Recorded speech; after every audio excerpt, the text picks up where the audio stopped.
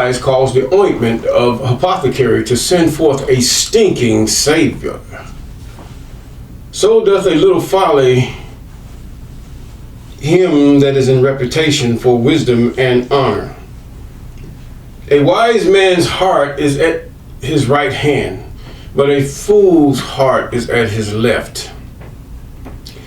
Yea, also when he that is a fool walk by the way, his wisdom faileth him, and he saith to every one that he is a fool.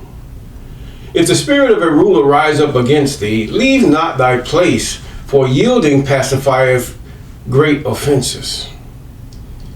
There is an evil which I have seen under the sun. It is an error which proceedeth from the ruler. Folly is set in great dignity, and riches sit in low place. I have seen the servants upon horses, and the princes walking as servants upon the earth. He that diggeth a pit shall fall into it, and whoso breaketh an hedge, a serpent shall bite him. Whosoever removes stones shall be hurt therewith, and he that cleaveth wood shall be endangered thereby. If iron be blunt, and he do not whet the edge, then must he put to more strength, but wisdom is profitable to direct. Surely the serpent will bite without enchantment, and a babbler is no better. The words of a wise man's mouth are gracious, but the lips of a fool will swallow up himself. The beginnings of the words of his mouth is foolishness, and the end of his talk is mischievous madness. A fool also is full of words. A man cannot tell what shall be and what shall be after him. Who can tell him? The labor of a foolish wearieth every one of them, because he knoweth not how to go to the city. Woe to thee, O land, when thy king is a child, and thy princes eat in the morning. Blessed art thou, O land, when thy king is the son of nobles, and thy princes eat in due season for the strength and not for drunkenness. By much slothfulness the building decayeth. Through idleness of hands the house droppeth through. A feast is made for laughter, and wine maketh merry, but money answereth all things. Curse not the king, no, not in thought, and curse not the rich in thy bedchamber. For a bird of the air shall carry the voice, and that which hath wings shall tell the matter. Ecclesiastes chapter 10. Deliver me from the hands of evil spirits who have swayed the thoughts of men's hearts, and let them not lead me astray from thee, my God. Establish thou me and my seed, that we go not astray henceforth forever. Jubilees chapter 12 and verse 20. Yes, good morning, good afternoon. You're walking with Mr. Clay. Yes, I'm Mr. Clay. And we're still in the book of Job. Yes, the book of Job. The book of Job chapter 14 as you prepare. Now, we see Job answered his friend Zophar in the last chapter, which was chapter 13. And really, Job was really exalting the Most High and showing how past finding out the ways of the Most High are. Many of us, we read the Bibles and we see Bibles, but we have to realize that the ways of the Most High are the way is always in the law. It's in your nature, really. In other words, to honor one God, and that God is the God of Abraham, Isaac, and Jacob. To honor one, the one law, and that is the statutes, commandments, and ordinances of the Most High. They're all laws, but this is the way the West had classified them. But the fact is that we read the Bible and we have to understand that these are collected books. Again, each book has its own character. It has its own truth. And if those truths match, then they belong. But when those truths does not match, either there's an insertion or either the whole book is false. Just like in the New Testament, many of those books are false. It might be true to the extent that they might write a letter to somebody that they said something to, or so they depict. But the fact is, the narrative of the book, what is the subject of the book or the letter? Is it really? And then you take the timing, writing after the fact, way after the fact. Where did you find these letters after hundreds of years or this number of years? See, these things don't add up, don't make sense, they don't compute. But regardless, in the 14th chapter of Job, Job, a man he suffered because the Most High's, see, God takes the foolish things to confound the wise, the weak things to confound the strong. See, we have to realize the Most High's ways are not our ways, and the Most High's ways are found throughout the law, statutes, commandments, and ordinances. And also in ourselves, we know the things that we do are wrong. And we can find everything that we do wrong against a person based in the law. Not in the New Testament. The New Testament doesn't even hit the surface of the law. So how can that replace the law? Matter of fact, you cannot be born again. That is fallacy in itself. Even born again, the word born again, you can be renewed in your mind or changed in your heart. But born again, no. Regardless of how he tries to explain it in the New Testament, there is no way. But you can be born, or you may have been born into the tribe or amongst the children of Jacob. Jacob may be your father, which is called Israel by the heathen standard. Nevertheless, Job chapter 14, verse 1. A man that is born of a woman is of a few days and full of trouble. We hear this at most Christians' funerals. Yes, we do. He cometh forth like a flower and is cut down. He fleeth also as a shadow and continueth not. He didn't say a man created of a woman. No, born of a woman. In other words, the way God had programmed the woman's body, he set a law in the woman's body that she should nurture a child. That doesn't make her God. It just makes her a woman. Just like a monkey or a tiger or a bear, a female bear. They're all the same. There's nothing different about that. But the fact is that a man that is born of a woman and of a few days is full of trouble. The trouble. I mean, people have so many ways they can trouble you. But as the saying goes, don't trouble till trouble troubles you. Period. You can defend yourself. This is the law.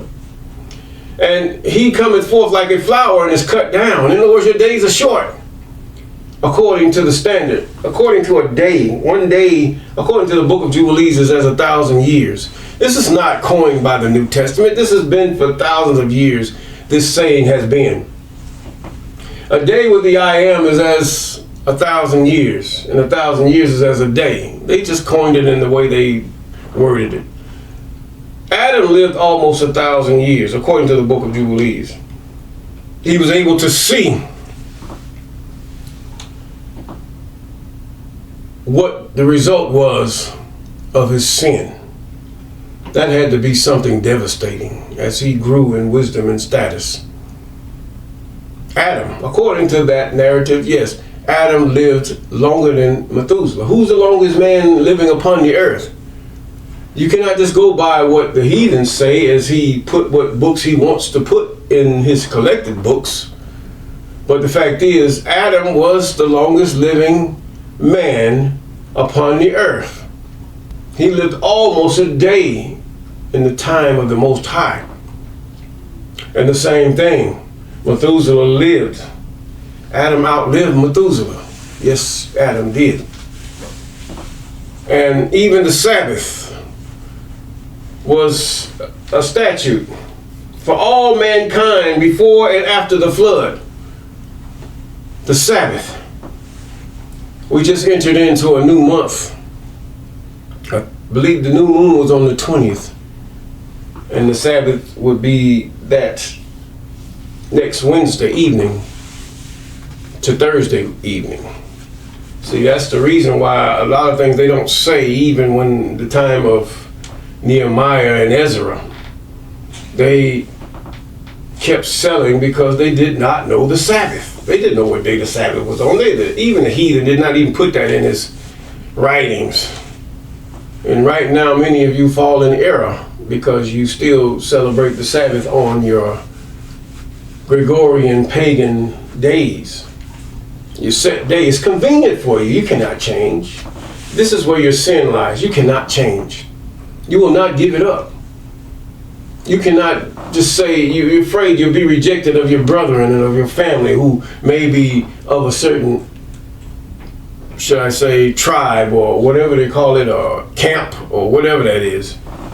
But nevertheless, let's continue. And dost thou open thy eyes upon such a one, and bringest me into judgment with thee? He said, you judging me. You said I sinned. You don't know what I've done. Who can bring a clean thing out of an unclean thing? Not one. Job is really getting down here to tell them just about themselves without even using unclean words. No, he's doing it right. Seeing his days are determined, the number of his months are with thee. Thou hast appointed his bounds that he cannot pass. In other words, men and women have a certain bound. He said, turn from him that he may rest till he shall accomplish as an hireling his day. For there is hope of a tree, if it be cut down, that it will sprout again, and that the tender branch thereof will not cease. In other words, the tree is going to live on. But that man is not. Though the root thereof wax old in the earth, the stock thereof die in the ground, yet the scent of water it will bud and bring forth boughs like a plant. At the scent of water a plant will come. He's talking about what? When you smell the rain, when you smell the humidity, the dew of the earth in the morning, that plant is going to live. But man, he's talking about men. This is where his subject is. You're trying to figure out what is the subject here. But a man dieth and wasteth away. After all he said in the beginning, yeah, man giveth up the ghost, and where is he? He says, where are you? You die. He said, turn from man that he may rest, till he shall accomplish as an hireling his day. For there is hope for a tree. He says, therefore, in verse 8, the root wax thereof, a tree has a better chance than a man of being reproduced. Now, a man giveth up the ghost, verse 10, and where is he? As the waters fail from the sea, and the flood decayeth and drieth up, so man lieth down and rises not. A tree gonna rise. It's gonna fall dead, but there's something gonna come out of that tree. Whether you get a mushroom or another tree, a pine tree, yes, it's gonna sprout back. If you don't kill the tree altogether. But a man, no, you can put him in the ground and he's not gonna rise back up. Not in the least. He's not gonna reincarnate. There's nothing. He says in verse 11, as the waters fell from the sea and the flood declayeth and drieth up, so man lieth down and riseth not. Till the heavens be no more, they shall not awake, nor be raised out of their sleep. No. And so the people who wrote the New Testament have borrowed from a lot of things out of the Old Testament. They've even read the books of Jasher, Jubilees, and the book of Enoch. They read these things. And so with their wisdom, they were able to concoct such a story and stories in the form of letters. Now, if a man die, shall he live again? This is the question. All the days of my appointed life I will wait till my change come. How shall I live? What shall I be if I live again? Some say reincarnation. I never seen one yet. I kill flies and I see roaches in my backyard and some of everything. Some of them try to make their way in my house. I'm not ashamed of that because they're insects. Insects gonna find their way anywhere. It's not that you keep your house so dirty. They're gonna find their way in. If you leave your door open, they're gonna find their way in. For some reason, that happens. Mosquitoes, they get in your home. Gnats, they get in your home and they're a nuisance. That's why they're called insects. Yes. Now, varmints, infestations, well, it's just a nuisance, period. Now, he says, now, thou shalt call, I will answer thee. Thou wilt have desire to the work of thy hands. He's talking about God now. For now thou numberest my steps. Dost thou not watch over my sin? My transgression is sealed up in a bag, and thou sewest up my iniquity. Surely the mountains falling come to naught, and the rock is removed out of his place. The waters where the stones, thou washest away the things which grow out of the dust of the earth, and thou destroyest the hope of man. Thou prevailest forever against him. He passes through and changes his countenance and sends him away. Now, most of the men, they will curse God, they will accuse God, they will do whatever the Satans sway their minds to say and do in their rebellion against the Almighty. There is not an atheist in the planet. He might say he is, but he's not. No, he's not. Now, he says, now his sons come to honor, and he knoweth it not. In other words, at your funeral, yeah, your sons come to honor you. You know, you won't know it. What are funerals for? The living. It's not for the dead. The dead's not going to attend his own funeral, for he is the one that is deceased. And they are brought low, but he perceiveth it not of them. But his flesh upon him shall have pain, and his soul within him shall mourn. This is before that time, that terrible time. This here is really used in the time of Christian funerals. I mean, they want to say something, so they use an Edomite's words. These words are true, and they're right.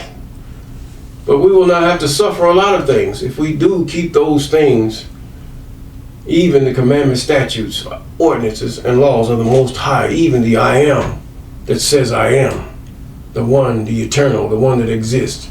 And we will have